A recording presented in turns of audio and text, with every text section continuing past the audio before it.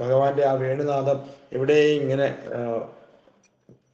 എല്ലാ സ്ഥലത്തും ഇങ്ങനെ എന്തോ കേൾക്കാൻ തുടങ്ങി. മേച്ചിൽപ്പുറങ്ങളും നിറഞ്ഞ വൃന്ദാവനത്തിലെമ്പാടും അദ്ദേഹത്തിന്റെ വേണുനാഥം കേൾക്കാൻ തുടങ്ങി. അങ്ങനെ പൂക്കളും പഴങ്ങളും മധുപക്ഷികളും നിറഞ്ഞ വൃന്ദാവനത്തിലെ ആ മനോഹാരിത, വൃന്ദാവന രമ്യസ്ഥാനം എന്ന് പറയുന്നത്. വൃന്ദാവനത്തിലെ കാര്യങ്ങളൊക്കെ അറിയാം, പോയിട്ടുള്ളവർക്ക് അറിയാം, പോയിട്ടുണ്ടാകുമെന്ന് വിശ്വസിക്കുന്നു. എന്നാലും വൃന്ദാവനം വളരെ പോകേണ്ട ഒരു സ്ഥലമാണ്. ആ വൃന്ദാവനത്തിൽ തന്നെ ഭഗവാന്റെ പാതാരബിന്ദങ്ങളെയൊക്കെ ആ സ്പർശനം ഒക്കെ നമുക്ക് കാണാം. പാതാരബിന്ദങ്ങളുടെ ആ ഭംഗിയൊക്കെ കാണാം. അപ്പൊ അങ്ങനെ ഭഗവാന്റെ വൃന്ദാവനം നിർമ്മലമായ ഹൃദയം പോലെ പരിപൂർണമായി തീരും. എവിടെയും പക്ഷികളുടെ കളനാദം, ക്ഷീണിത ശരീരങ്ങൾക്ക് നവോന്മേഷം പകരുന്ന തെളിനീർ നിറഞ്ഞ തടാകങ്ങൾ, മനസ്സിനും ശരീരത്തിനും ഒരുപോലെ സ്വാസ്ഥ്യമരുളുന്ന സുഗന്ധവാഹിനിയായ മന്ദപവനൻ സദാ വീശിയിരുന്നു. കൃഷ്ണനും ബലരാമനും ചങ്ങാതിമാരും വനത്തിൽ കടന്ന് അനുകൂലമായ അവസ്ഥയിൽ അവിടുത്തെ അന്തരീക്ഷം അവർ ആവോളം ആസ്വദിച്ചു. ഇതെല്ലാം കൃഷ്ണനും ബലരാമനും വ്രജവാസികളൊക്കെ അവിടെ നടന്ന് ആസ്വദിക്കുകയാണ്. അപ്പൊ ഈ പൗഗണ്ഡ പ്രായത്തിൽ കളിച്ചിരിച്ച് വളരെ സുലഭമായിട്ട് ആ വയസ്സൊക്കെ എന്ന് പറഞ്ഞാൽ വളരെ മനോഹരമാണ്. അതില് ഈ ഗോക്കളെയൊക്കെ കൊണ്ടു നടക്കുകയും അതിന്റെ കഴിഞ്ഞതിൽ നമ്മൾ വായിച്ചു പഠിച്ചതാണ്. എന്താണ് ബ്രഹ്മസ്തുതിയില് ബ്രഹ്മാവ് സ്തുതിക്കുന്നതും അങ്ങനെ ആ കാര്യങ്ങളൊക്കെ. അപ്പൊ അതൊക്കെ അനുകൂലമായ അവസ്ഥയിൽ അവിടുത്തെ അന്തരീക്ഷം അവർ ആവോളം ആസ്വദിച്ചു. അപ്പൊ ഭഗവാൻ വരുമ്പോൾ അവിടെ കാലാവസ്ഥ വരും അനുകൂലമായി തീരുമെന്നാണ് പറയുന്നത്. അതാണ് ഭഗവാന്റെ ആ ഒരു എവിടെയാണോ ഭഗവാന്റെ ഭക്തന്മാരുള്ളത്, എവിടെയാണോ ഭഗവത് നാമജപം ഉള്ളത്, അവിടെയെല്ലാം എന്താണോ ഭക്തന്മാർക്ക് അനുകൂലമായ അവസ്ഥയിൽ അവിടുത്തെ അന്തരീക്ഷം മാറും എന്നാണ് ഇതിൽ പറഞ്ഞതിന് അതിന്റെ സാരാംശം. അവർ ആവോളം ആസ്വദിച്ചു. പൂക്കളും പുതിയ ജില്ലകളും കൊണ്ട് കനം തൂങ്ങുന്ന ശിരസ്സുകൾ താഴ്ന്നു വന്ന് തന്റെ പാദാബ്ജങ്ങളിൽ സ്പർശിച്ച് തനിക്ക് സ്വാഗതമേകുന്നു. അപ്പൊ മരത്തിലെ പൂക്കൾ വരെ ഭഗവാന്റെ പാദസ്പർശങ്ങളെ സ്പർശിക്കാനായിട്ട് കുനിഞ്ഞു വന്നിട്ട് ഇങ്ങനെ താഴ്ന്നു വന്ന് തന്റെ ഭഗവാന്റെ പാദാബ്ജങ്ങളിൽ സ്പർശിച്ച് ഭഗവാന് സ്വാഗതമേകുകയാണ്. അതാണ് അതിന്റെ അർത്ഥം എന്ന് പറയുന്നത്. അപ്പൊ എല്ലാവിധ വൃക്ഷങ്ങളും എല്ലാവിധ പക്ഷികളും ഭഗവാൻ വരുമ്പോൾ അവിടെ സ്വാഗതമേകാനായിട്ട് സന്തോഷകരമായി നിൽക്കുകയാണ്. പിന്നെന്താ, കായികനിയുടെയും പരിചാലങ്ങളുടെയും പെരുമാറ്റത്തിൽ കൃഷ്ണൻ സന്തുഷ്ടനായി. അവയുടെ ആഗ്രഹം മനസ്സിലാക്കി അവൻ മന്ദസ്മിതം തൂകി. ഭഗവാൻ വരുന്ന ആ സന്തോഷം കൊണ്ട് ഇവരെല്ലാം വളരെ സന്തോഷത്തിലായിരുന്നു എന്നാണ് പറയുന്നത്. കൃഷ്ണൻ ജ്യേഷ്ഠ സഹോദരനായ ബലരാമനോട് പറഞ്ഞു, പ്രിയപ്പെട്ട ചേട്ടാ, അണ്ണാ, ബലരാമേട്ടാ, അങ്ങ് ഞങ്ങളെയൊക്കെ ശ്രേഷ്ഠനാണ്. ഞങ്ങളെക്കാൾ ഏറെ ശ്രേഷ്ഠനാണ് എന്നാ പറഞ്ഞത്. ദേവന്മാർ അങ്ങയുടെ പാദപത്മങ്ങളെ പൂജിക്കുന്നു. ദേവന്മാര് പോലും പുഷ്പവൃഷ്ടികൾ അർപ്പിക്കുകയാണ് ഓരോ കാര്യത്തിനും. അപ്പൊ നോക്കൂ, ഫലങ്ങൾ നിറഞ്ഞ ഈ വൃക്ഷങ്ങൾ കുനിഞ്ഞു വന്ന അങ്ങയുടെ പാതാരബിന്ദങ്ങൾ കുമ്പിടുന്നു. ഭഗവാന്റെ പാതാരബിന്ദങ്ങൾ കുമ്പിടാത്ത ആരാ? അതാണ് അതുകൊണ്ടാണ് നമ്മൾ എപ്പോഴും പറയുന്നത് ഭഗവത് സ്മരണയ്ക്ക് ഏറ്റവും വേണ്ടത് എന്താ? നവവിധ ഭക്തികളിൽ ശ്രവണം, കീർത്തനം, അർച്ചനം, വന്ദനം, ദാസ്യം, സഖ്യം, ആത്മനിവേദനം, ഇത്രയും കാര്യങ്ങൾ നമ്മൾ നിരന്തരം അനുഷ്ഠിക്കണമെന്നാണ് പറഞ്ഞത്. അതിലേറ്റവും പ്രധാനപ്പെട്ടത് എന്താ?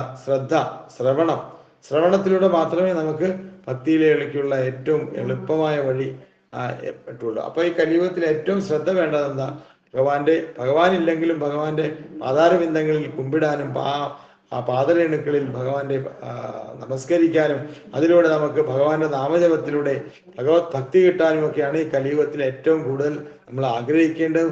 അതാണ് നമ്മൾ അർഹിക്കപ്പെട്ടത്, അതാണെന്നാണ് പറയുന്നത്. അതാണ് നമ്മുടെ സനാതന ധർമ്മം, അതാണ് നമ്മുടെ കലിയുഗ ധർമ്മം. അപ്പൊ ഈ ധർമ്മങ്ങളെല്ലാം നിരന്തരമായിട്ട് നമ്മൾ എപ്പോഴും കീർത്തിച്ചുകൊള്ളും. ഭഗവാന്റെ നാമരൂപ ഗുണലീലകൾ എപ്പോഴും വാഴ്ത്തുകയും അതിലൂടെ നമ്മുടെ ചിത്തം ശുദ്ധിയാക്കണം. അപ്പൊ ചിത്തത്തിൽ ഇരിക്കുന്ന എന്താ പറയുക, ഹൃദയഗ്രന്ഥിയിലിരിക്കുന്ന അപക്വതയാർന്നുള്ള അഭദ്രമായിട്ടുള്ള കാര്യങ്ങളെല്ലാം മാറും. അതിനാണ് എപ്പോഴും പറയുന്നത്, ശൃണ്വതാം സ്വകഥാകൃഷ്ണ പുണ്യശ്രവണ കീർത്തന ഹൃദയം ദശ്വഭദ്രാണി വിധിനോദി സുഹൃത്തം. ഹൃദയത്തിലുള്ള അഭദ്രങ്ങളായ കാര്യങ്ങളെല്ലാം മാറാനും ഇങ്ങനെയുള്ള ഓരോരോ കഥകളും ഭഗവാന്റെ ലീലകൾ, ഇതൊക്കെ ഭഗവാൻ പൗഗണ്ഡ പ്രായത്തിൽ നടത്തിയിട്ടുള്ള ലീലകളാണ്. ഈ ലീലകളെല്ലാം നമ്മൾ പറയുമ്പോൾ ഇതിലൂടെ നമുക്ക് കിട്ടുന്ന ആ മാധുര്യം, അല്ലെങ്കിൽ നമ്മളെയൊക്കെ എത്രത്തോളം നമ്മളെ ഭഗവാനിലേക്ക് അടുപ്പിക്കുന്നു, എത്രത്തോളം നമ്മൾ ഭക്തിയിലേക്ക് പോകുന്നു, അതാണ് നമുക്ക് കലിയുഗത്തിൽ വേണ്ടത്. അതുകൊണ്ടാണ് ആചാര്യന്മാർ പറയണത് എപ്പോഴും സതതം കീർത്തയന്തോ മാ യദന്തശ്ച ദൃഢാവൃത സമസ്യന്റെ ച മാം ഭക്തിയ നിത്യയുക്ത ഉപാസി. എപ്പോഴും എപ്പോഴും ഭഗവാനുമായിട്ടുള്ള ആ ബന്ധം നിലനിർത്തുക.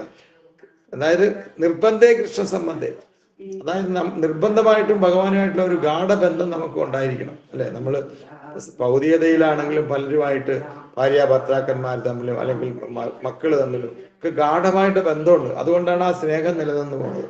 അപ്പൊ ആ സ്നേഹത്തിൽ അതുപോലെ നമ്മളെപ്പോഴും ആ ഗാഠബന്ധം നമ്മുടെ പരംപിതാവായ ശ്രീകൃഷ്ണ ഭഗവാനോട് പുലർത്തേണ്ടേ എന്നാണ് ചോദിക്കുന്നത്. അപ്പൊ അത് കലിയുഗത്തിന്റെ ധർമ്മമാണ്. അത് അനുഷ്ഠിക്കണമെങ്കിൽ നമ്മൾ എന്താ ഭഗവാനുമായിട്ടുള്ള എപ്പോഴും ഒരു യോഗ പ്രക്രിയയിൽ ഏർപ്പെടണം. അതാണ് നമ്മുടെ നാമജപം, ഒന്ന് ഭഗവാന്റെ സേവനം, ഭക്തിയുടെ സേവനം, ഇതൊക്കെ അനുഷ്ഠിക്കാനുള്ളതാണ്, ആചരിക്കാനുള്ളതാണ്. ഇപ്പൊ ഈ ആചാര പ്രക്രിയ നമ്മൾ ആചരിക്കുകയും അത് നമ്മൾ മറ്റുള്ളവർക്ക്, കാരണം ബദ്ധാത്മാക്കളായ ഈ മനുഷ്യരാശിക്ക് നമ്മൾ പറഞ്ഞു കൊടുക്കുകയും അവരെ പ്രചരിപ്പിക്കുകയും വേണം. അപ്പൊ അതാണ് നമ്മുടെ ലക്ഷ്യം. ആചാരം ആചരിക്കണം, പ്രചരിപ്പിക്കണം. അപ്പൊ അങ്ങനെ ആ ബദ്ധാത്മാക്കളെ നമ്മൾ കൂടുതൽ കൂടുതൽ കൃഷ്ണാവബോധം കൊടുക്കണം. അപ്പൊ എന്താ, എല്ലാവരുടെയും അവബോധം മലിനപ്പെട്ട് കിടക്കുകയാണ്. അതുകൊണ്ടാണ് ഈ കലിയുഗത്തിലെ ഏറ്റവും വലിയ, കലിയുഗത്തിൽ ഭഗവാന്റെ തിരുനാമം ജപിക്കുമ്പോൾ ആ ഹരിയുടെ ഗർജനം കേൾക്കുന്ന മാത്രയിൽ സർവ്വ പാപങ്ങളും ഹനിച്ചു പോകുമെന്ന് പറഞ്ഞു. അത്രത്തോളം മഹത്വമുള്ളതാണ് കാരണം ഈ നാമം എവിടുന്ന് വന്നതാ? ഗോലോകയുടെ പ്രേമധന ഹരിനാമ സങ്കീർത്തനം. ഗോലോകത്തു നിന്ന് വന്നതാണ് ഈ പ്രേമധനമാണിത്. ആ ധനം എന്താ? ബദ്ധാത്മാക്കളായ ഇങ്ങനെ ആ ബന്ധസ്ഥരായിട്ട് കിടക്കുന്ന, അലഞ്ഞിരിഞ്ഞ് നടക്കുന്ന ഈ ഇതുമാതിരി അപ്പം ബന്ധസ്ഥനായിട്ട് കിടക്കുവാണ് ഈ കലിയുഗത്തില് ജീവാത്മാക്കൾ. അപ്പൊ അവരെ രക്ഷിക്കാൻ വേണ്ടി ഭഗവാൻ യജ്ഞങ്ങളും ഈ വഴികളൊക്കെ തന്നിട്ടാ, ഈ ശാസ്ത്രങ്ങളും ഭാഗവതം, ഭഗവത്ഗീത ഇതെല്ലാം തന്നിട്ടാ പോയി. അപ്പൊ അതിലൂടെ ഓരോ കഥകളും നമ്മുടെ ബദ്ധജീവിതത്തിൽ കിടന്ന് അലയുന്ന നമ്മുടെ ബദ്ധാത്മാക്കളായുള്ള മനുഷ്യരാശിക്ക് വളരെ ഫലപ്രദമാകാൻ വേണ്ടിയിട്ടാണ് ഇങ്ങനെയുള്ള കഥയിലൂടെ നമ്മുടെ ഭഗവത് ചിന്ത വരാൻ വേണ്ടിയിട്ടും, ഭഗവാന്റെ ചിന്ത എപ്പോഴും വരണം. അങ്ങനെ വൃന്ദാവനത്തിൽ നടക്കുന്ന ഈ കാര്യങ്ങളൊക്കെ എപ്പോഴും എന്നും പുതുമയേറിയതാണ് ഭഗവാന്റെ കാര്യം. നമ്മൾ കേട്ടത് തന്നെയായിരിക്കും പിന്നെയും കേൾക്കണത്, ഇന്നലെ പറഞ്ഞത് തന്നെയായിരിക്കും ഇന്നും പറയുന്നത്. പക്ഷെ നമുക്ക് എന്നും അതൊരു പുതുമയാർന്ന ആ ഭഗവാന്റെ ലീലകളായിരിക്കും എന്നും കേൾക്കുന്നത് പോലെയായിരിക്കും. അപ്പോൾ ജീവാത്മാക്കളെല്ലാം, സാധാരണ ജീവാത്മാക്കൾ എല്ലാം പൂർവ്വജന്മങ്ങളിൽ നിർവ്യക്തിവാദം കൈക്കൊണ്ടതിന്റെ ഫലമായിട്ടാണ് ഇപ്പോഴവർക്ക് നിശ്ചലമായ ഈ ബദ്ധജീവിതം സ്വീകരിക്കേണ്ടത്. അതുകൊണ്ടാണ് ബദ്ധാത്മാക്കൾ അല്ലെങ്കിൽ ബദ്ധജീവിതം സ്വീകരിക്കേണ്ടി വന്നത്. നമ്മുടെ പൂർവ്വജന്മ ഹൃദയഭാവം, പൂർവ്വജന്മത്തിൽ പുണ്യഫലങ്ങളും പാപഫലങ്ങളും ഒക്കെ ചെയ്തിട്ടുണ്ട്. അപ്പൊ ഭഗവാന്റെ ധാമത്തിലേക്ക് എത്തിപ്പെടാറായിട്ടില്ല. എന്റെ സാമ്രാജ്യത്തിലേക്ക് എങ്ങനെയാ പോകാൻ പറ്റുന്നത്? ഭഗവാൻ പറയുന്നു, മന്മനാം ഭവമത്ഭക്തോ മധ്യാജിമാ നമസ്കുരു മാമേവ. എന്താ പറഞ്ഞ ഭക്തിയുത സേവനം, ഭക്തിയുത സേവനം കൊണ്ട് മാത്രമേ എൻ്റെ സാമ്രാജ്യത്തിലേക്ക് എത്തിപ്പെടാൻ പറ്റുള്ളൂ. അതിന് ഉപകാരപ്രദമായ കാര്യങ്ങളാണ് ഈ ഭഗവാന്റെ കഥകൾ കേൾക്കുകയും ഭഗവത് സേവനം ചെയ്യുകയും നിരന്തരമായിട്ട് നാമം ജപിക്കുകയും ചെയ്തു കഴിഞ്ഞാൽ ഹരേ കൃഷ്ണ ഹരേ കൃഷ്ണ കൃഷ്ണ കൃഷ്ണ ഹരേ ഹരേ ഹരേ രാമ രാമ രാമ ഹരേ ഹരേ എന്നുള്ള ആ ഒരു ഹരിയുടെ ഗർജിക്കണം നമ്മൾ. ഹരിയുടെ നാമം നല്ല ഉച്ചത്തിൽ ജപിക്കുമ്പോൾ നമ്മുടെ ഉള്ളിലുള്ള ആ ചിത്തം ശുദ്ധിയാകുകയും അതോടെ നമുക്ക് കാമക്രോധ ലോഭ മത മാത്സര്യങ്ങളെല്ലാം മാറിയിട്ട് ശുദ്ധമായിട്ടുള്ള ഒരു ഭഗവാനുമായിട്ടുള്ള ഒരു പ്രേമ ഭാവം, എൻ്റെ മകനായിട്ടും പുത്രനായിട്ടും ജ്യേഷ്ഠനായിട്ടും അച്ഛനായിട്ടും എല്ലാമായിട്ടും നമുക്ക് ഭഗവാനെ പൂജിക്കാം. അപ്പൊ അതിനുള്ള ഒരു അവസരമാണ് കലിയുഗത്തിൽ ഇങ്ങനത്തെയുള്ള സത്സംഗം. ഈ സത്സംഗത്തിലൂടെ മാത്രമേ ഇതെല്ലാം സാധിക്കുകയുള്ളൂ. നമ്മൾ ഒറ്റയ്ക്കിരുന്ന് വീട്ടിലിരുന്ന് നാമം ജപിക്കാം എന്ന് പറഞ്ഞാൽ സാധിക്കില്ല. അത് നമ്മളെ മായയിൽപ്പെടുത്തും. അതുകൊണ്ടാ പറഞ്ഞ ആചാര്യന്മാര് പറയുന്നത് എപ്പോഴും സാധുസംഘേ ലവമാത്രേ സാധുസംഘേ സർവസിദ്ധി ഹയ എന്ന് പറയുന്നത്. അതാ പ്രഭു വിളിക്കണ്ട, അതങ്ങോട്ട് വിളിച്ചേ.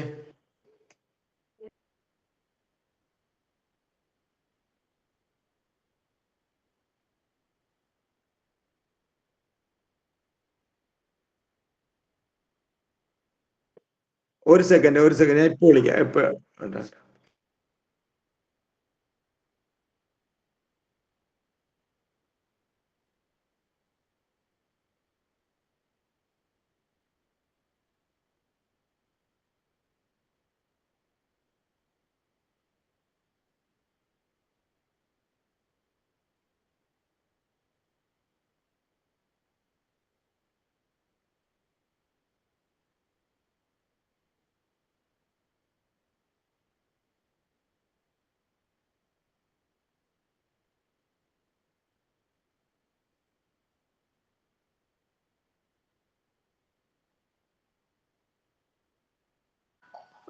ഹരേ കൃഷ്ണ. സോറി മാതാജി, സോറി പ്രഭു. അപ്പോൾ അങ്ങനെ എന്താ പറഞ്ഞ, വൃന്ദാവനത്തിൽ ഭഗവാൻ ഇങ്ങനെയുള്ള ലീലകളൊക്കെ കാഴ്ചവെക്കണത് എന്തിനാ? കാഴ്ചവെച്ചതും ഇതൊക്കെ ഇങ്ങനെയുള്ള ആധ്യാത്മിക ജീവിതത്തിൽ കൂടുതൽ പുരോഗതിക്ക് വേണ്ടി മാത്രമാണ് നമ്മൾ ഇങ്ങനെയുള്ള കഥകൾ കേൾക്കുന്നതും ഭാഗവതം വായിക്കുന്നതും. ഭാഗവതം എന്ന് പറയുന്നത് ഭഗവാന്റെ പ്രത്യക്ഷ കൃഷ്ണ ഏവകി, ഭഗവാന്റെ പ്രത്യക്ഷമായ അവതാരമാണ്, സാഹിത്യ അവതാരമാണ്. അപ്പൊ അങ്ങനെയുള്ള ഭാഗവതം നമ്മൾ നിരന്തരം സദാസേവ്യോ ശ്രീമദ് ഭാഗവതി കഥ എന്ന് പറഞ്ഞത്. എപ്പോഴും ഭഗവാന്റെ ഭാഗവതവും ഭക്തന്മാരും സത്സംഗവും. അതിന് പ്രായപരിധിയോ ചെറുപ്പകാലം, ഇതൊക്കെ കൗമാരേ ആചരേ പ്രാജ്ഞ എന്ന് പറഞ്ഞാൽ കുട്ടിക്കാലത്ത് തന്നെ പ്രാക്ടീസ് ചെയ്യണം. അതിന് പ്രായമുള്ളവർക്ക് മാത്രമുള്ളതാണോ, അല്ലെങ്കിൽ ചെറുപ്പക്കാർക്ക് ഇതൊന്നും പറഞ്ഞിട്ടില്ല, അല്ലെങ്കിൽ കുട്ടികൾക്ക് ഇതൊന്നും പറഞ്ഞിട്ടില്ല, അല്ലെങ്കിൽ സ്ത്രീകൾക്ക് മാത്രമേ ഇതല്ലേ ഉള്ളൂ, പുരുഷന്മാർക്ക് പറഞ്ഞിട്ടില്ല എന്നുള്ള പ്രായപരിധിയോ അല്ലെങ്കിൽ ജാതി മത വ്യത്യാസങ്ങളോ കറുത്ത് വന്നോ വെളുപ്പ് വന്നോ അതൊന്നുമില്ല. ഭഗവാന്റെ മുമ്പിൽ എന്താ ഭഗവാൻ പറയുന്നത്? സമൂഹം സർവഭൂതേഷു, ഞാൻ എല്ലാവർക്കും ഒരുപോലെ എന്നാണ് പറഞ്ഞത്. എല്ലാവർക്കും സമൂഹം സർവഭൂതേഷു നമോദ്ദേശ അസ്തിന പ്രിയ. എനിക്ക് ആരോടും ദേഷ്യമോ വൈരാഗ്യമോ ഒന്നുമില്ല ഭഗവാന്. പക്ഷേ എന്താ ഭഗവാൻ പറഞ്ഞേ? ഹേ ഭജന്തിയത് മാം ഭക്തിയ, എന്നെ ആര് ഭജിക്കുന്നു, എൻ്റെ നാമം ആര് ജീവിക്കുന്നു, എൻ്റെ കീർത്തനങ്ങൾ ആര് ആലപിക്കുന്നു, എൻ്റെ വ്രതങ്ങൾ ആരെടുക്കുന്നു, എൻ്റെ കഥകൾ ആര് പറയുന്നു, എൻ്റെ ഭാഗവതം, എൻ്റെ സാഹിത്യ അവതാരം ആര് വായിക്കുന്നു, അതാണ് സാഹിത്യ അവതാരമാണ്, ഭഗവാന്റെ അവതാരമാണ്. പ്രത്യക്ഷ കൃഷ്ണയെ വഴിയതാണ് ഭഗവാൻ പ്രത്യക്ഷനായിട്ടുള്ളതാണ് ശ്രീമദ് ഭാഗവതം. ആ ഭാഗവതം എടുത്ത് കയ്യിൽ വെച്ച് വായിച്ചില്ലെങ്കിലും ഇരുന്നുകൊണ്ട് ഉറങ്ങിയാലും അതിൽ കൃപ കിട്ടുമെന്നാണ്, അതിൻ്റെ ഭഗവാന്റെ അനുഗ്രഹം കിട്ടും. അപ്പം അത്രത്തോളം മഹത്വമുള്ളതാണ് ഭഗവാൻ. അതായത് ഭഗവാൻ നമ്മളെ രക്ഷിക്കാനായിട്ട്, ഭഗവാൻ നമുക്ക് അനുഗ്രഹിക്കാനായിട്ട് ഈ കലിയുഗത്തിൽ നിൽക്കുകയാണ്. അങ്ങനെയാണ് ഗുരുവായൂരപ്പൻ ചിരിച്ചുകൊണ്ട് ആ പുഞ്ചിരി തൂക്കി ഭഗവാന്റെ ആ ഗുരുവായൂരപ്പൻ്റെ എന്താ പറയുക അനുഗ്രഹീതമായുള്ള ആ പുഞ്ചിരി, ഹാസം ഹരേര വനതാകില ശോക മോഹം, എല്ലാവരുടെയും ശോകമോഹങ്ങളെല്ലാം അകറ്റാൻ വേണ്ടിയിട്ട് എന്താ എങ്ങനെയാണ് മഞ്ഞപ്പെട്ട് വിരിച്ച് പീതാംബരങ്കര വിരാജിത ചക്രസംഘ കൗമോദകീ സരസിജം കരുണാസമുദ്രം, കരുണയോടുകൂടി നിൽക്കുകയാണ്. എന്താ രാധാ സഹായമതി സുന്ദര മന്ദഹാസം വാതാലേശമനിശം ഹൃദി ഭാവയാമി. അങ്ങനെയുള്ള ഭഗവാൻ ഗുരുവായൂരപ്പനെ, അല്ലെങ്കിൽ നമ്മുടെ ശ്രീകൃഷ്ണ ഭഗവാൻ, അല്ലാതെ ഭഗവാന് മാത്രമേ ഇത്രയും മുക്തിദായകനുള്ള മുകുന്ദന് മാത്രമേ ഇത്രത്തോളം നമ്മളെ രക്ഷിക്കാൻ കഴിവുള്ളൂ. വേറെ ഒരു ദേവീദേവന്മാർക്കും ഒന്നും ഇല്ല. ഭഗവാനുള്ള അത്രയും ഗുണം വേറെ ആർക്കും ഇല്ല. അതുകൊണ്ടാണ് ഭഗവാൻ പറഞ്ഞേ എന്നെ ഭജിക്കൂ, ഭഗവാൻ മാത്രമാണ്. കൃഷ്ണസ്തു ഭഗവാൻ സ്വയം, ഏത് ജാംസി കലേ പുംസ കൃഷ്ണസ്തു ഭഗവാൻ സ്വയം. ഭഗവാൻ ആണ് പൂർണ്ണ പുരുഷോത്തമൻ. ആ ഭഗവാനെ നിങ്ങൾ വിളിക്കൂ. ആ ശ്യാമസുന്ദരനെ നിങ്ങൾ ഏത് രൂപത്തിലും ഭഗവാനെ സേവിക്കൂ. ഭഗവത് പ്രേമഭക്തിയോടെ ഭഗവാന്റെ സേവനങ്ങൾ ചെയ്യൂ എന്നാ പറയുന്നത്. അപ്പോൾ അങ്ങനെയുള്ള പിന്നെന്താ ഭഗവാൻ ഇങ്ങനെ ഇതിങ്ങനെയുള്ള പൊതുവെ പിന്നെന്താ ആധ്യാത്മിക ജീവിതത്തിൽ കൂടുതൽ പുരോഗതിക്ക് വേണ്ടി പ്രാർത്ഥിക്കുകയാണ് അവർ. പൊതുവെ വൃക്ഷങ്ങൾ തമോ ഗുണപ്രധാനികളായ ജീവാത്മാക്കളാണ്. ഈ നിർവ്യക്തിവാദികൾ ആ തമസിലാണ്. അതായത് നിർവ്യക്തിവാദികൾ എന്ന് പറഞ്ഞാൽ തമോ ഗുണത്തിലാണ്. രജോ ഗുണം, സത്വഗുണം, തമോ ഗുണം, പ്രകൃതിയിലെ ത്രിഗുണങ്ങളിൽപ്പെട്ട് നമ്മൾ ഇങ്ങനെ ആടി ഉലഞ്ഞുകൊണ്ടിരിക്കുക. അപ്പൊ അതിൽ നിന്ന് ശുദ്ധമായ ഭക്തിയുത സേവനം, അതീന്ദ്രിയ ശുദ്ധ ഭക്തിയുത സേവനത്തിലേക്ക് ഉയരണം. തമോ ഗുണത്തിൽ നിന്നും സത്വഗുണത്തിൽ നിന്നും അതിൽ നിന്ന് ഉയർന്ന് ആ പൂർണ്ണ ശുദ്ധ സത്വഗുണത്തിലേക്ക് ഉയർന്നാൽ മാത്രമേ നമുക്ക് ഭഗവാനുമായിട്ടുള്ള തിരിച്ചറിവ്, ഭഗവാനാണിതെല്ലാം, ഭഗവാന്റേതാണ് ഇതെല്ലാം എന്നുള്ള ആ ഒരു ബോധം നമ്മൾ തെളിയുള്ളൂ. അല്ലെ, നമ്മളിതിപ്പോൾ തിരിച്ചു പോകുമ്പോൾ വല്ലതും കൊണ്ടുപോകാൻ പറ്റുമോ? നമുക്കൊരു ഉണ്ണിയപ്പം പോലും കൊണ്ടുപോകാൻ പറ്റില്ല. ഏറ്റവും ഇഷ്ടപ്പെട്ടതല്ലേ ഉണ്ണിയപ്പം. ആ ഉണ്ണിയപ്പം പോലും നമുക്ക് കൊണ്ടുപോകാൻ പറ്റില്ല. അപ്പം അങ്ങനെയുള്ള നമ്മുടേതായിട്ട് ഒന്നുമില്ല ഇവിടെ. എല്ലാം നമ്മൾ സ്ഥലം, സമ്പത്ത്, കാറ്, വണ്ടി, ബാങ്ക് ബാലൻസ് ഇതെല്ലാം നമ്മൾ ഉപേക്ഷിച്ചിട്ട് വേണം പോകാനായിട്ട്. അപ്പോൾ എന്താ ചെയ്യേണ്ടത്? നമ്മളിപ്പോൾ പ്രായോഗികമായിട്ട് പ്രാക്ടിക്കലായിട്ടല്ല എന്താ ചെയ്യേണ്ടത്? ഭഗവാനുമായിട്ടുള്ള ഗാഠബന്ധം ഉണ്ടാകാനുള്ള അവസ്ഥകൾ ഉണ്ടാക്കുക. അതിനു വേണ്ടത് എന്താ? ലവമാത്രേ സാധുസംഗീതം, സത്സംഗം, നാമസങ്കീർത്തനം, ഭജനക്രിയ, ഇങ്ങനെയുള്ള കാര്യങ്ങളിൽ നിരന്തരമായിട്ട് ഏർപ്പെടുക എന്നാണ് ഭഗവാൻ പറയുന്നത്. ഇതൊക്കെ ഭഗവാൻ സ്വധാമത്തിലേക്ക് തിരിച്ചു പോകുമ്പോൾ നമുക്കിതെല്ലാം പറഞ്ഞു തന്നിട്ടാണ് പോയത്. അതാണ് യജ്ഞങ്ങൾ എങ്ങനെ നടത്തണം. കലിയുഗത്തിൽ നാമയജ്ഞമാണ് ഏറ്റവും പ്രാധാന്യമുള്ളത്. അതാണ് കലിയുഗത്തിലെ ഏറ്റവും പ്രാധാന്യമായുള്ള ധർമ്മം. ഇതെല്ലാം നമുക്ക് തന്ന് ആ കാര്യങ്ങളെല്ലാം നമ്മളെ പറഞ്ഞ് ആചാര്യന്മാരോട് എല്ലാം പറഞ്ഞ് കൊടുത്തിട്ട് ഹരേ കൃഷ്ണ മഹാമന്ത്രം ജപിക്കൂ, നാമം ജപിക്കൂ, കലിയുഗത്തിൽ വേറെ ഒരു ഉപായങ്ങളില്ല എന്നൊക്കെ പറഞ്ഞ് കൊടുത്തിട്ട് ഭഗവാൻ സ്വധാമത്തിലേക്ക് പോയിട്ട്. എന്തിനാ? നമ്മളെ അത്രത്തോളം കൃപാലുവാണ് ഭഗവാൻ. അതാണ് പറയില്ലേ, ഒരു സ്റ്റെപ്പ് ഭഗവാന്റെ അടുത്തേക്ക് കഴിഞ്ഞാൽ ഭഗവാൻ 10 സ്റ്റെപ്പ് ഇങ്ങോട്ട് വരാന്ന് പറഞ്ഞു. അങ്ങനെയുള്ള ഭഗവാൻ നമ്മുടെ ജീവിതത്തിന്റെ പരിപൂർണതയ്ക്ക് വേണ്ടിയിട്ട് നമ്മുടെ എന്താ ആ ഒരു ശാശ്വതമായ ബന്ധം ഈ ജന്മത്തിൽ, മനുഷ്യജന്മത്തിൽ പുനഃസ്ഥാപിക്കാൻ വേണ്ടിയിട്ടാണ് ഇങ്ങനെയുള്ള ബദ്ധാത്മാക്കൾക്ക് വേണ്ടിയിട്ട് ഇങ്ങനെയുള്ള ശാസ്ത്രങ്ങളെല്ലാം പറഞ്ഞു തരികയും അത് നമ്മൾ അനുസരിച്ചേ പറ്റൂ. അനുസരിച്ചിട്ടില്ലെങ്കിൽ എന്താ ശ്രീമദ് ഭാഗവത്തിൽ പറയുന്നുണ്ട്, ധർമ്മസ്വനിശ്ചിത പുംസ വിശ്വസേന കഥാസൂയക നോത്പാദയന്തോം രതി ശ്രമയേ വൈദ്യ കേവലം. ഇതെപ്പോഴും പറയാറുള്ളതാണ്. ധർമ്മങ്ങളെ നിലനിർത്തുകയും ധർമ്മങ്ങളെ പരിപാലിക്കുകയും ചെയ്തില്ലെങ്കിൽ, ആ ഭഗവാന്റെ കഥകൾക്ക് ആകർഷണമില്ലെങ്കിൽ, എന്താ ഭഗവാന്റെ നാമജപത്തിലൂടെ ആകർഷണമില്ല, ഇതൊന്നുമില്ലെങ്കിൽ എന്താ വിശ്വസേന കഥാസൂയ നോത്പാദയന്തോം രതി. രതി എന്ന് പറഞ്ഞാൽ ആകർഷണം. ആകർഷണമില്ലെങ്കിൽ ശ്രമയേവി കേവലം, അതായത് നമ്മൾ വെറുതെ ചത്തനൊത്തും ജീവിച്ചിരിക്കുന്നതല്ലേ, അതേപോലെ ആയിരിക്കും എന്നാണ്. അപ്പൊ അതിനേക്കാൾ ഉപരിയായിട്ട് നമുക്കിപ്പൊ കിട്ടിയ ഈ മഹാത്മ്യങ്ങള്, ഇങ്ങനത്തെ സത്സംഗങ്ങള്, അതിലൂടെ ഭഗവാന്റെ കഥകൾ കേൾക്കുക, ഭഗവത് നാമം ജപിക്കുക, അതിനാണ് ഈ തേനുകാസുരവനവും ഈ പ്രായത്തിൽ പൗഗണ്ഡ്ര പ്രായത്തിൽ ഇങ്ങനെയുള്ള കഥകളൊക്കെ പറയാനും കേൾക്കാനുമുള്ള അവസ്ഥ വന്നതും. അതിലൂടെ നമുക്ക് നമ്മുടെ ചിത്തം ശുദ്ധിയാകുകയും അതുപോലെ എന്താ ഭഗവാന്റെ കഥകൾ എത്രത്തോളം കേട്ടാലും മതിയാകില്ല എന്നൊരു ബോധം, ആ ഒരു തിരിച്ചറിവിലേക്ക് നമുക്ക് എത്തിച്ചേരും. അതാണ് നമ്മുടെ ഏറ്റവും പ്രാഥമികമായ ഡ്യൂട്ടി എന്ന് പറയുന്നത്. അതായത് ഭക്തിയുത സേവനം, നമ്മളെ ഗുരു പരമ്പര വഴി കിട്ടിയ ഈ അമൃതാണിത്. അപ്പോൾ അതിലൂടെ നമ്മൾ എപ്പോഴും ഭക്തന്മാരായിട്ടും മറ്റുള്ള കാര്യങ്ങളായിട്ട് ഇടപെട്ട് എപ്പോഴും ആ ഒരു ഭഗവാനെ, സ്നേഹമുള്ളമായ മറ്റൊരു ഇങ്ങനെയുള്ള ഒരു ഭഗവാനെ നമുക്ക്, അതായത് ആ വൃന്ദാവനത്തിലെ തേനീച്ചകൾ വരെ അല്ലെങ്കിൽ എല്ലാവരും ഭഗവാനെ എപ്പോഴും പ്രകീർത്തിച്ചുകൊണ്ടിരിക്കുകയാണ്. അതാണ് വൃക്ഷങ്ങൾ തല കുനിഞ്ഞു വന്നിട്ട് ഇങ്ങനെ പുഷ്പങ്ങൾ ആ പാദത്തിൽ തൊടാൻ വേണ്ടിയിട്ട് നിൽക്കുകയാണ്. അപ്പൊ അങ്ങനെയുള്ള വൃന്ദാവനത്തിലെ കഥകളാണ് നമ്മളിപ്പോൾ കേട്ടുകൊണ്ടിരിക്കുന്നത്. എന്താ പരമാത്മാവാണ് ഈ തേനീച്ചകൾ. ഓരോ നിമിഷവും അങ്ങയുടെ മഹിമകളെ വാഴ്ത്തപ്പെടുകയാണ്. അവരിലും പലരും അങ്ങയുടെ പോലും അങ്ങയെ വിട്ടുപിരിയാനാകാത്ത കൊണ്ടും അവരിങ്ങനെ തേനീച്ചകളുടെ രൂപത്തിൽ ഇവിടെ വന്നിരിക്കുകയാണ്, അല്ലേ? ഭഗവാന്റെ മുജ്ജന്മ സുഹൃതം എന്ന് പറയില്ല. അപ്പൊ തേനീച്ചയായിട്ട് വന്നതും ഭഗവാന്റെ സേവനങ്ങൾ അനുഷ്ഠിക്കാൻ പറ്റുന്നു, ആ ഒരു സുഖമാണ്. അല്ലയോ പ്രിയപ്പെട്ട ജ്യേഷ്ഠ, പരമ ആരാധ്യനാണങ്ങ് എന്നാ പറയുന്നത്. പരമാനന്ദ രസത്തിൽ മുങ്ങി അങ്ങയുടെ തിരുമുമ്പിൽ മയിലുകൾ നൃത്തം ചെയ്യുന്നത് നോക്കൂ. ഗോപികളെ പോലെ പെരുമാറുന്നു ഈ മാനുകൾ. അതേ വാത്സല്യത്തോടെ അങ്ങയെ സ്വാഗതം ചെയ്യുന്നു. ഈ കുയിലുകൾ അങ്ങയെ സ്വീകരിക്കാൻ നിൽക്കുന്നത് കാണുന്നില്ലേ? അങ്ങയുടെ ആഗമനം അവയുടെ ഭവനത്തിന് എത്ര കണ്ട് ശുഭോദർക്കമാണെന്ന് അവർ കരുതുന്നു. വൃക്ഷങ്ങളും മൃഗങ്ങളുമാണെങ്കിലും ഈ വൃന്ദാവനവാസികൾ മുഴുവൻ അങ്ങയെ പാടുകയാണ്. മഹാത്മാക്കൾ മറ്റു മഹാത്മാക്കളെ തങ്ങളുടെ ഗൃഹത്തിലേക്ക് സ്വാഗതം ചെയ്യുന്നത് പോലെ തങ്ങളുടെ കഴിവിന്റെ പരമാവധി ഉപയോഗിച്ച് ഇവ അങ്ങയെ സ്വാഗതം ചെയ്യുന്നു. അങ്ങയുടെ പാദമുദ്രകളേറ്റ വാങ്ങാൻ ഭാഗ്യം സിദ്ധിച്ച ഈ വൃന്ദാവനം എത്ര പുണ്യവതിയാണ്. ഭഗവാന്റെ പാതാരബിന്ദങ്ങളുടെ ആ ഒരു പാദമുദ്രകൾ ഏറ്റുവാങ്ങാനായിട്ട് ആ വൃന്ദാവനത്തിനെ പോലും എത്ര പുണ്യവതിയാണെന്നാണ് പറയണത്.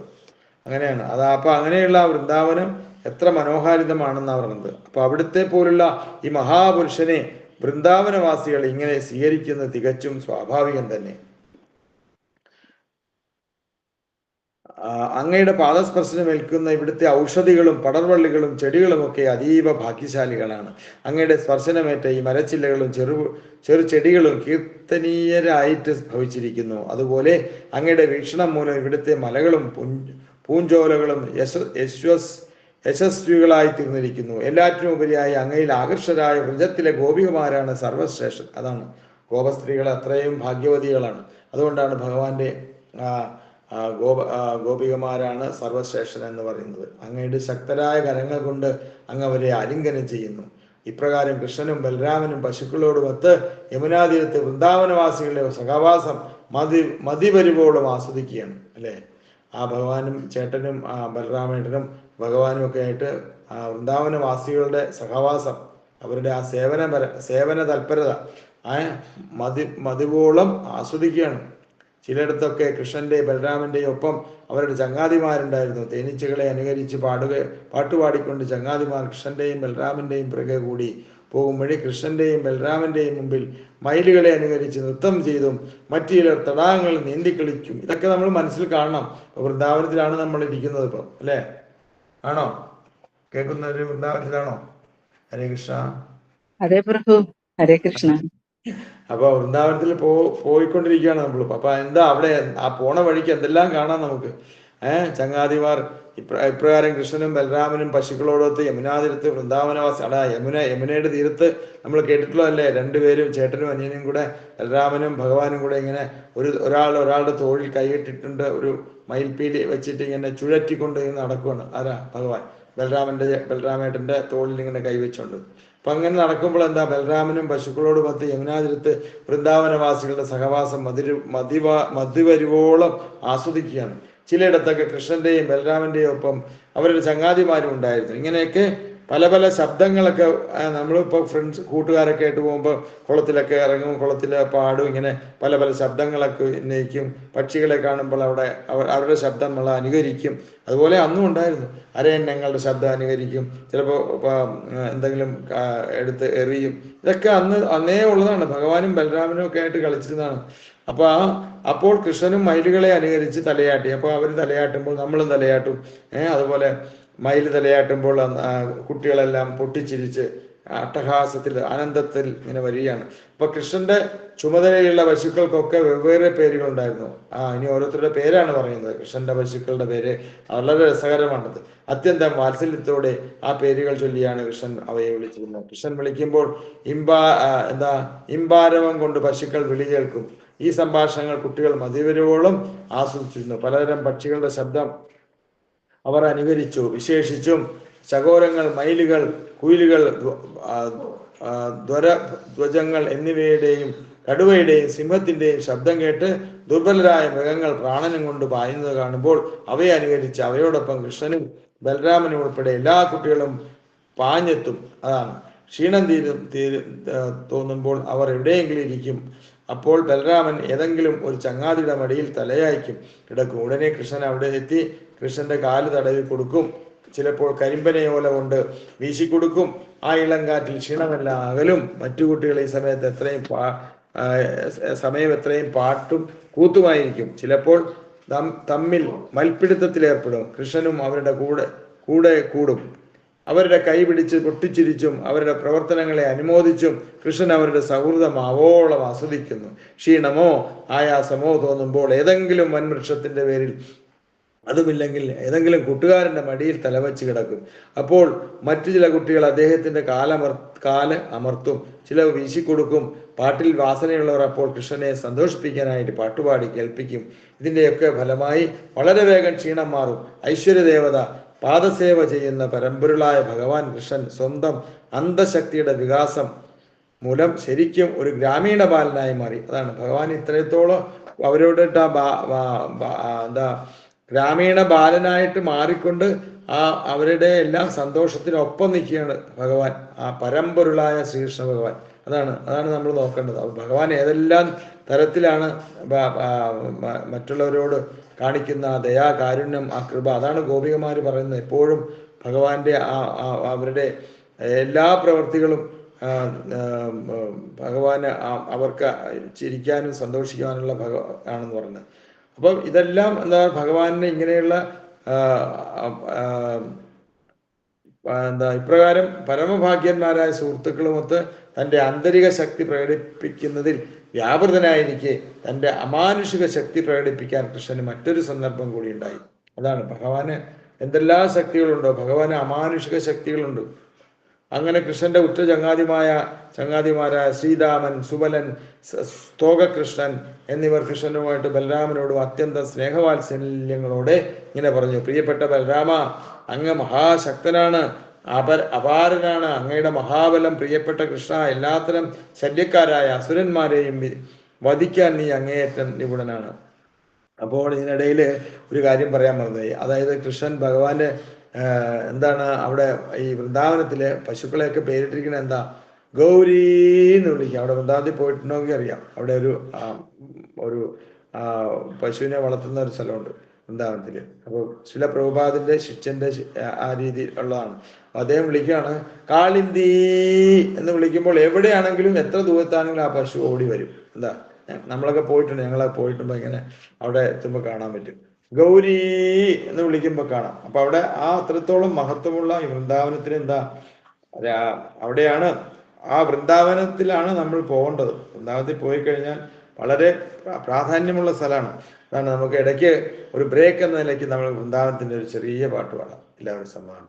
വൃന്ദാവന രമ്യസ്ഥാന ദിവ്യ ചിന്താമണി ധാമ രതന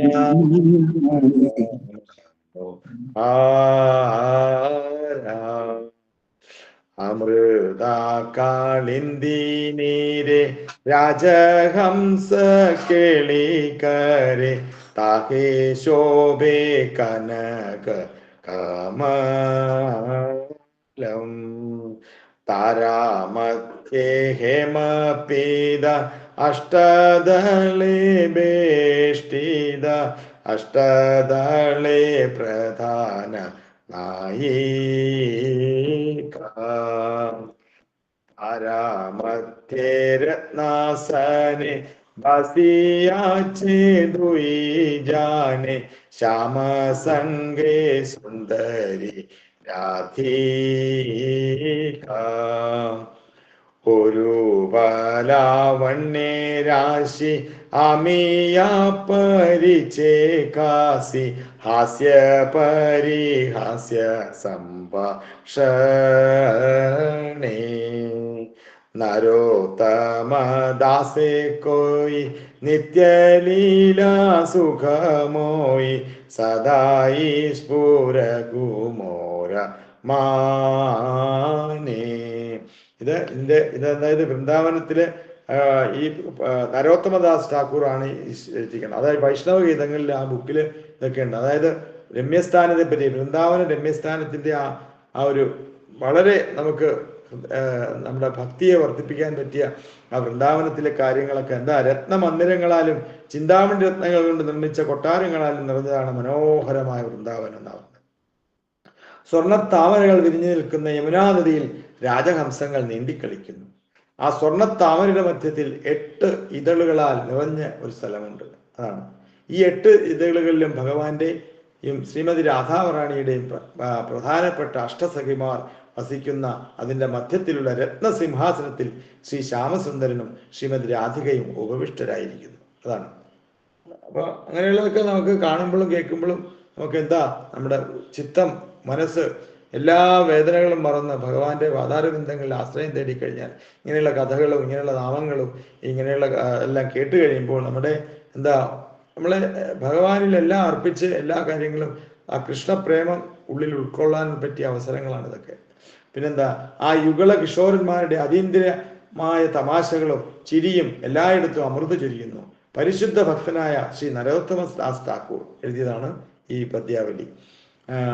ഇപ്രകാരം പറയുന്നു: ശ്രീ രാധാകൃഷ്ണന്മാരുടെ ഈ അതീന്ദ്രിയ ലീലകൾ സദാ എൻ്റെ മനസ്സിൽ ഉണ്ടാകണേ എന്ന് ഞാൻ ആത്മാർത്ഥമായി പ്രാർത്ഥിക്കുന്നു. ആരാണ് ഇതെഴുതിയ? നരോത്തമദാസ് ഠാക്കൂർ. അപ്പൊ അത് നമുക്കും പ്രയോജനകരമാണ് എന്നുള്ള അതുകൊണ്ടാണ് ഞാനിപ്പോൾ ഇവിടെ ആ ശ്ലോകം ചൊല്ലിയത്. പിന്നെന്താ, അങ്ങനെയുള്ള വൃന്ദാവനത്തിലാണ് നമ്മളെല്ലാം നിൽക്കുന്നത് ഇപ്പോൾ. അപ്പൊ അങ്ങനെയുള്ള കാരണം എന്താ,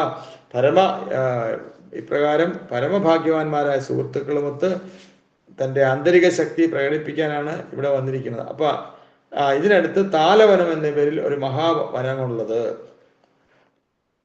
ഉണ്ട്. അപ്പൊ അവിടെയാണ് ഈ കഥ നടന്നത്. ശരിക്കും പറഞ്ഞാൽ അവിടെ നിറയെ പനകളാണ്, കരിമ്പന. അപ്പൊ ഈ കരിമ്പനയിൽ ഇനി അതിന്റെ കാര്യത്തിലേക്ക് വരികയാണ്. അവയിലെല്ലാം നിറയെ പഴങ്ങളുണ്ട്, പലതും കൊഴിഞ്ഞു വീഴുന്നുണ്ട്. വൃക്ഷത്തിൽ നിൽക്കുന്നവയിൽ ഏറിയ പങ്കും പഴുത്ത പാകം വന്ന പഴങ്ങളാണ്. എന്നാൽ ധേനുകൻ എന്ന അസുരൻ എന്ന പേരായ ഒരു അസുരന്റെ ശല്യം. അപ്പൊ നമ്മൾ ആ പോയിന്റിലേക്ക് വരികയാണ്.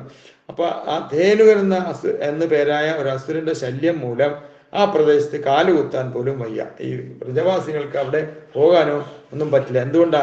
ഈ ധേനു എന്ന അസുരൻ അസുരന്റെ ശല്യം മൂലം ആ പ്രദേശത്ത് കാലുകുത്താൻ പോലും വയ്യ. അതിനാൽ ആ പഴങ്ങൾ ശേഖരിക്കുന്ന കാര്യം ആലോചിക്കായേ വേണ്ട. ഒരു കഴുതയുടെ രൂപം ധരിച്ചാണ് അവൻ അവിടെ വഴിയുന്നത്. അപ്പൊ കഴുതയുടെ രൂപമാണ്. ശ്രീമദ് ഭാഗവത്തിലെ 3-ാമത്തെ സ്കന്ധത്തിലെ ഫ്രണ്ട് പേജിലെ പ്രഭുപാദിന്റെ ഭാഗവതം ആരുടെയും കയ്യിലുണ്ടെങ്കിൽ 3-ാമത്തെ സ്കന്ധത്തില് അതിന്റെ ഫോട്ടോ ഫ്രണ്ട് പേജ് പിക്ചറാണ്. ഒരു കഴുതയെ, അതായത് കരിമ്പനയിലേക്ക് അടിച്ചു കൊല്ലുകയാണ് ഈ ധേനുകൻ എന്ന അസുരനെ.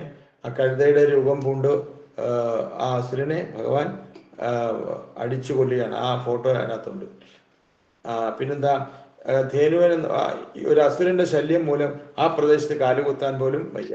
അപ്പൊ അതിനാൽ ആ പഴങ്ങൾ ശേഖരിക്കുന്ന കാര്യം ആലോചിക്കുകയുണ്ട്. അപ്പൊ ഈ പഴം എന്ന് പറഞ്ഞാൽ പഴം പെറുക്കാനൊക്കെ ആയിട്ട് പ്രജവാസികളൊക്കെ വരുമ്പോൾ അവരൊക്കെ ശല്യപ്പെടുത്തുകയും ഒരു കഴുതയുടെ രൂപം ധരിച്ച് ഈ ധേനു എന്ന് പറഞ്ഞ അസുരൻ അവിടെ നിൽക്കുകയാണ്. അപ്പൊ അതുകൊണ്ട് അവർക്കെല്ലാം പേടിയാണ്. അപ്പൊ അവന്റെ ചുറ്റിലും ഇതേ രൂപം ധരിച്ച അനവധി സുഹൃത്തുക്കളുമുണ്ട്. ആ ഒറ്റയ്ക്കല്ല വന്നിട്ടുള്ളത്, ഒരുപാട് സുഹൃത്തുക്കളുമായിട്ട്. അവരെല്ലാം മഹാശക്തന്മാരാണ്. അതിനാൽ അങ്ങോട്ട് അടുക്കാൻ പോലും വയ്യ.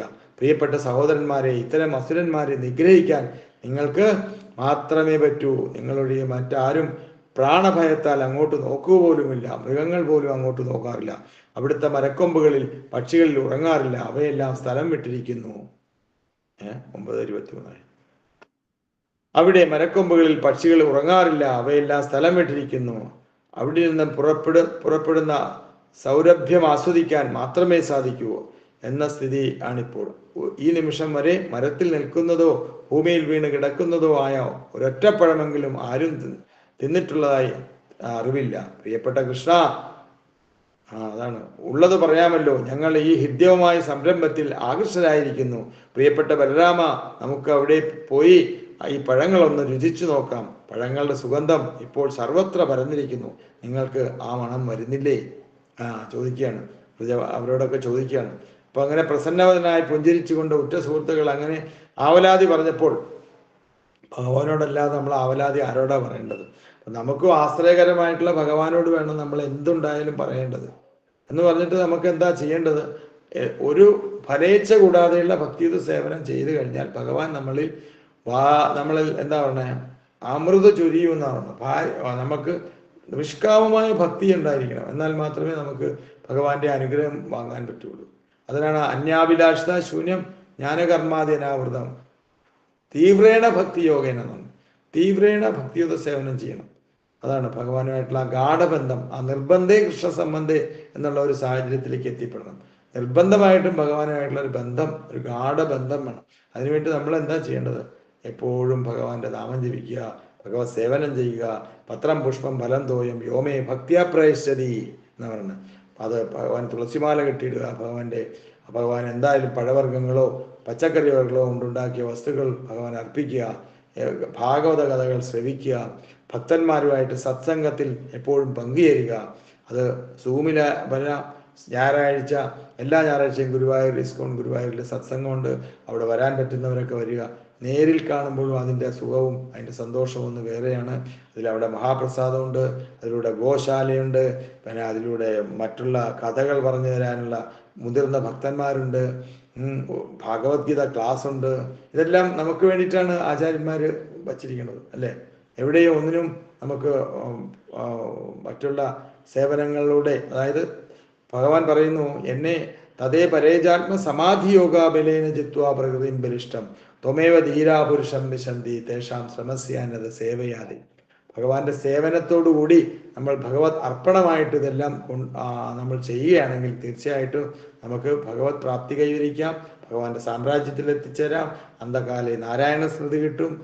പിന്നെന്താ, നമ്മുടെ ചിത്തം ശുദ്ധിയാകും, സന്തോഷപരമായി ആനന്ദകരമായി. അതാണ് പറഞ്ഞ ശ്രീ ചൈതന്യ മഹാപ്രഭു ആനന്ദാംബുധി വർദ്ധനം പ്രതിപദം പൂർണ്ണാമൃത ആസ്വാദനം എന്ന് പറയുന്നത്.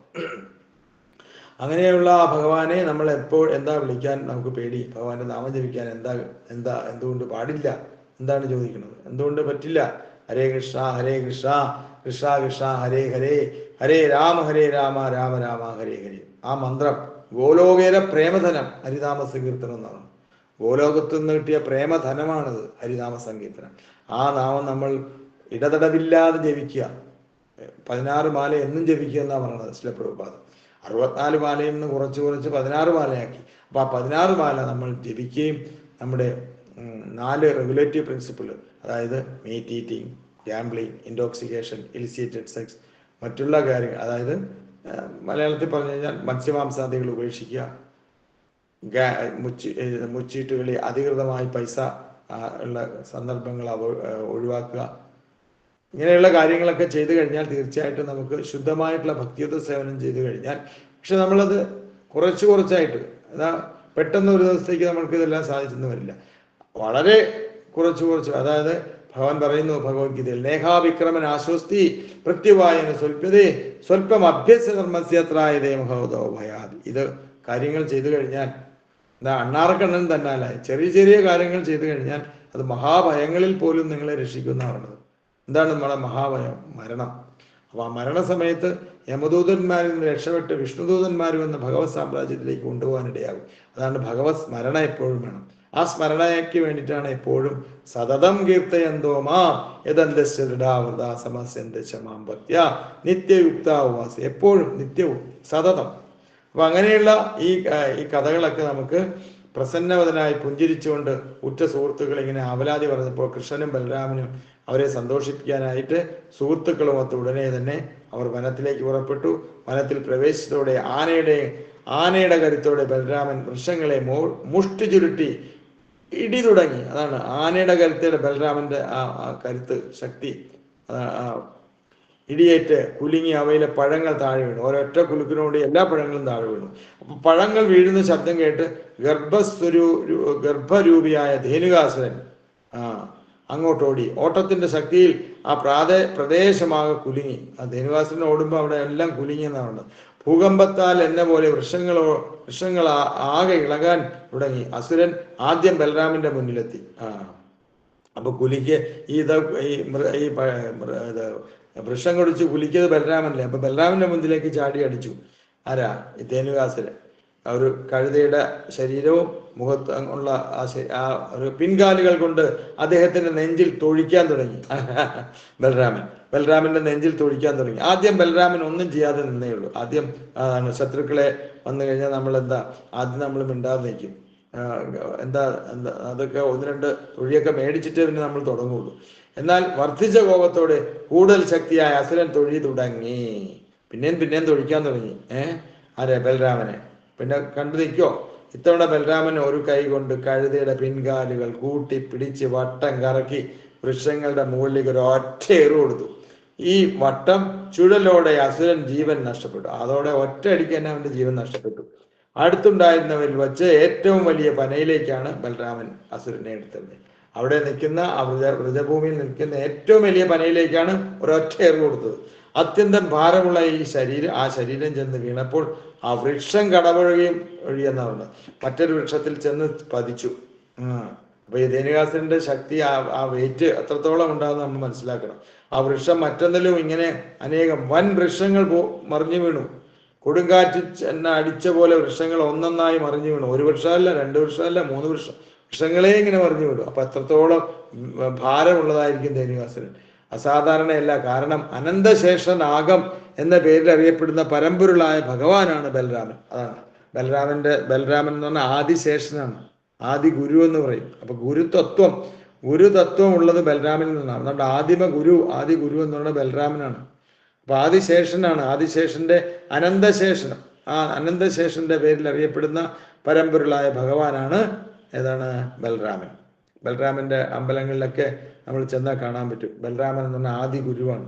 ആ ബലരാമൻ എന്ന് പറഞ്ഞാൽ നമ്മുടെ ശക്തി, നമ്മുടെ നമ്മുടെ ആധ്യാത്മികമായിട്ടുള്ള ശക്തിക്കും ഭൗതികമായ ശക്തിക്കും നമുക്ക് ബലരാമനെ എപ്പോഴും ആശ്രയിക്കാം. ബലരാമന്റെ കഥകള്, ബലരാമന്റെ ശ്ലോകങ്ങള്, അതെല്ലാം നമുക്ക് ചെല്ലാം. ബലരാമന്റെ ഒരുപാട് ഭജനകളുണ്ട് ബലരാമൻ ഭഗവാന്റെ. അപ്പൊ ഇത് ആധ്യാത്മിക ശക്തിക്കും ഭൗതികമായ ശക്തിക്കും നമുക്ക് ഉറപ്പ് തരുന്നതാണ് ബലരാമൻ. അപ്പൊ ആ ബലരാമനെ നമ്മൾ കൂടുതൽ ഭഗവാന്റെ വർണ്ണന എപ്പോഴും നല്ലതാണ്. അതാണ് ശ്രീമദ് ഇതില് ജഗന്നാഥ അഷ്ടകത്തിൽ പറഞ്ഞത്, ദേവദേവ ജഗന്നാഥ ഭ്രമനർത്തിയും വിനാശനം ത്രാഹിമാം പുണ്ടരീകാക്ഷപതീതം ഭവസാഗരേ നമസ്തേസ്തു ഹലഗ്രാമ. എന്താണ് ഹലഗ്രാമൻ? നമസ്തേസ്തു ഹലഗ്രാമ. നമസ്തേ ബലരാമൻ കലപ്പേ എന്തിയ ഭഗവാനെ. നമസ്തേ രേവതി പ്രിയനാണ്. രേവതി എന്ന് പറയുന്നത് ഇത് ബലരാമന്റെ ഭാര്യയുടെ ഇത് ആണ് രേവതി. തൻ്റെ അസംഖ്യം പണങ്ങളിൽ ബലരാമൻ തൻ്റെ അസംഖ്യം പണങ്ങളിൽ ഇക്കാണുന്ന പ്രപഞ്ചത്തിലെ സർവ്വലോകങ്ങളെയും താങ്ങി നിർത്തുന്ന അദ്ദേഹമാണ്. വാസ്തവത്തിൽ ഊടും പാവും വസ്ത്രത്തെ എന്ന പോലെ അദ്ദേഹം പ്രപഞ്ച പ്രത്യക്ഷത്തെ മുഴുവൻ നിലനിർത്തുന്നു. ആരാണ്? ബലരാമൻ. അപ്പൊ അത്രത്തോളം ശക്തിയാണ് ബലരാമന്. അപ്പൊ ആധ്യാത്മിക ശക്തിയും ഭൗതിക ശക്തിയും നമുക്ക് സിദ്ധിക്കാനും ഭഗവാന്റെ അനുഗ്രഹത്തിനും ആ പ്രപഞ്ചത്തിന് ആകെ മാത്രം പ്രത്യക്ഷമായിട്ട് നിറഞ്ഞു നിൽക്കുകയാണ് ബലരാമൻ, ഭഗവാന്റെ ജ്യേഷ്ഠൻ. ഇപ്രകാരം അസുരൻ വധിക്കപ്പെട്ടപ്പോൾ ധേനുകന്റെ ബന്ധുക്കളും മിത്രങ്ങളും ഒത്തുകൂടി അത്യന്ത ശക്തിയോടെ കൃഷ്ണനെയും ബലരാമനെയും കടന്ന് ആക്രമിച്ചു. അസുരന്മാരങ്ങനെയാണ്. അസുരന്മാർ എവിടെയുണ്ടോ ഇപ്പൊ ഇതെല്ലാം അവർക്ക് ഒരു തിരിച്ചടിയായില്ലേ. അപ്പൊ ഇതിനെ തിരിച്ചടിക്കാനും സുഹൃത്തിന്റെ മരണത്തിന് പ്രതികാരം ചെയ്യാനും ഉറച്ചുണ്ടായിരുന്ന അവരുടെ വരവ്. എന്നാൽ കൃഷ്ണനും ബലരാമനും കഴുതകളെ ഒന്നൊന്നായി പിൻകാരികൾ കടന്നു പിടിച്ച് വട്ടം ചുരുറ്റി എറിഞ്ഞു എന്നാ പറഞ്ഞത്. ഈ വന്ന അസുരന്മാരെ എല്ലാം ചുരുട്ടി എറിയാൻ തുടങ്ങി. അപ്പൊ അവിടെ എന്തായിരിക്കും നടക്കുന്നത്? ഇങ്ങനെ ഗർഭരൂപികളായ അസുരന്മാരെ മുഴുവൻ അവർ പനകളിൽ എറിഞ്ഞു കൊന്നു. കഴുതകളുടെ മൃതശരീരങ്ങൾ അവിടെ അനന്തവിശാലമായ ഒരു ദൃശ്യം സൃഷ്ടിച്ചു. വിവിധ വർണ്ണത്തിലുള്ള മേഘജാലങ്ങൾ ആ വൃക്ഷപടപ്പുകളിൽ ഒത്തുകൂടിയതിന് തോന്നി. ഈ മഹാസംഭവം അറിഞ്ഞപ്പോൾ ദേവന്മാർ ദ്വന്ദ്വി മുഴക്കി പുഷ്പവൃഷ്ടി നടത്തി സ്തുതിഗീതങ്ങളെ പാടി കൃഷ്ണനെയും ബലരാമനെയും ആരാധിക്കാൻ തുടങ്ങി എന്നാ പറഞ്ഞത്. അപ്പൊ ഇതൊക്കെ കേട്ടപ്പോൾ ദേവന്മാർ പോലും അവിടെ നിന്ന് പുഷ്പവൃഷ്ടികൾ മുഴക്കി ദ്വന്ദ്വഭീതികൾ തുടങ്ങി സ്തുതിഗീതങ്ങൾ പാടാൻ തുടങ്ങി, കൃഷ്ണനെയും ബലരാമനെയും ആരാധിക്കാൻ തുടങ്ങി. ഇപ്പൊ ധേനുക വധത്തെ തുടർന്ന് ഏതാനും ദിവസങ്ങൾക്കുള്ളിൽ പഴങ്ങൾ ശേഖരിക്കാൻ ആളുകൾ താലവനത്തിൽ എത്തിക്കാൻ തുടങ്ങി. അവിടെ വളരുന്ന പച്ചപ്പുല്ലുകൾ തിന്നാൻ മൃഗങ്ങളെ നിർഭയം മടങ്ങിയെത്തി കൃഷ്ണന്റെയും ബലരാമന്റെയും വിധമായ അതീന്ദ്ര കർമ്മങ്ങളും ലീലകളും പറഞ്ഞു കേൾക്കുകയോ പാടിപ്പുകഴ്ത്തുകയോ ചെയ്യുന്നവർ, ധർമാചാരങ്ങൾ വേണ്ടുപോളും സഞ്ചയിക്കുന്നവർ. അപ്പൊ ഇങ്ങനെയുള്ള കഥകളൊക്കെ നമ്മൾ കേൾക്കുമ്പോൾ നമുക്ക് നമ്മുടെ ഭഗവാന്റെ സ്നേഹപുരസരം സേവിക്കാനും അതിലൂടെ വൃന്ദാവനത്തിൽ നമ്മൾ പോകാനും അതിലൂടെ കഥകളൊക്കെ കേൾക്കാനുമുള്ള ഇടയുണ്ട്. എല്ലാവരും പോയി തുടങ്ങി, 8 പേരായി. അപ്പൊ നിർത്തട്ടെ, ഇവിടെ കഴിഞ്ഞു. ധേനുകാസുര വധം കഴിഞ്ഞു. 5 മിനിറ്റ് ലേറ്റായി. 5 മിനിറ്റ് ലേറ്റായി. അപ്പൊ നമ്മളിവിടെ നിർത്തുവാണ്. ഭക്തന്മാർക്ക്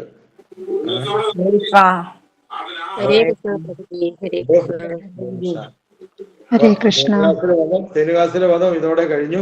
നമുക്ക് കാളിയ മർദ്ദനാണ് നാളെ. കാളിയ മർദ്ദനാണ്. ഇത് അതിലേറെ രസകരമുള്ളതാണ്. കാളസർപ്പമായ കാളിയനെ യമുനാജലത്തിൽ നമ്മൾ. അപ്പൊ നമ്മളിപ്പോ വൃന്ദാവനത്തിൽ നിന്ന് യമുനാ നദിയിലേക്ക് പോയിക്കൊണ്ടിരിക്കുകയാണ്. അപ്പൊ ആ കാര്യങ്ങളൊക്കെ നമ്മൾ മനസ്സിൽ കാണണം.